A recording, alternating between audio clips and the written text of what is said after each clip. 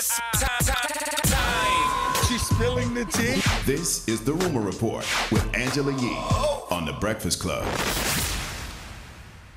All right, well, Super Bowl weekend, Kodak Black apparently was among 4 people injured in a shooting, and this was outside of a Justin Bieber concert after party at Mr. Nice Guy.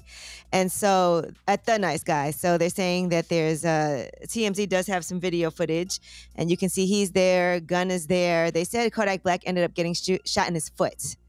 I know one thing, And Kodak so Black better realize how blessed he is. He better realize how much God is on his side.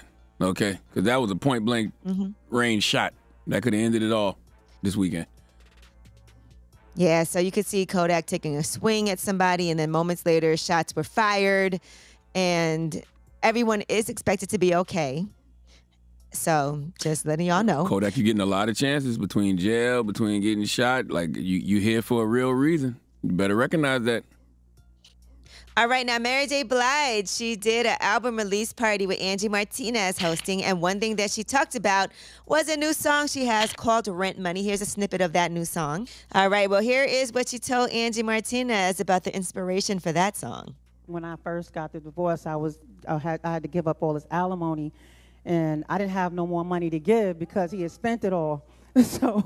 So I had to go and had to go on tour and make all the money back to pay the alimony, and I didn't have no money to pay my rent and all this other stuff. But it's also a metaphor. I didn't have my soul, like I was just drained of everything. So it was time for somebody to pay. Sometimes you just feel like somebody got to pay. And I was very angry then when I made that song. I was very angry. How could you not be? I was very angry, and I was like, rent money due, period.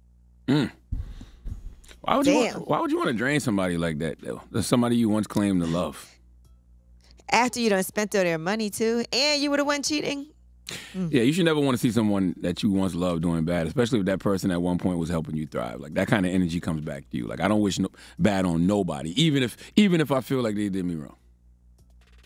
All right, well, let's talk about Eminem kneeling during the halftime performance. Some people were saying that he defied the NFL by doing that, but according to reports, this was rehearsed. They knew it was going to happen. They said players have been kneeling with no repercussions, so there's no issue with that. Great rumor to put out, though. They did also say they asked Dr. Dre to remove his lyric on Still Not Loving Police, by the way, and Still Dre is another fun fact. Yeah, I thought they bleeped it out, but I think he did. I think it flew last night. I saw people posting it. Still Not Loving Police line. All right, now the NFL also accidentally mistook Jhené Aiko for Mickey Guyton. And so when things were starting off, Jhené Aiko was singing America the Beautiful, and Mickey Guyton was performing the national anthem, but they put Jhené Aiko's name under Mickey Guyton's face. So that's never good. But here's Jhené Aiko last night singing. She's a singer, singing America the Beautiful. And Mickey Guyton is a country singer, by the way. Remember how I was saying we don't really know country music like that? And so even if they have big hits, we wouldn't know. There you go. God bless her. Never heard of them. All right, and Snoop Dogg and Kelly Clarkson have been tapped. They're going to be hosting American Song Contest. It's a musical competition that is inspired by Europe's 65-year-old Eurovision contest, and that's going to run for 8 weeks on Monday nights. That starts March 11th, and the winner gets crowned on May 9th. So Snoop said in a statement, "I'm honored to host American Song Contest alongside my little sis, Kelly Clarkson, a.k.a. Miss Texas."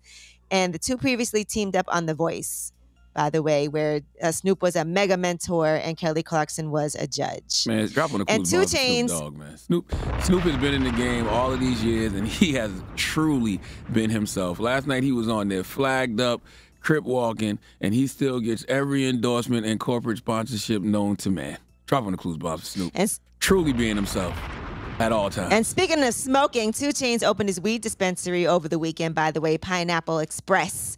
And so congratulations to him just in time for the Super Bowl. He is the company's second largest shareholder, and fans were in line wrapped around the block starting on Thursday just to get a taste of that marijuana.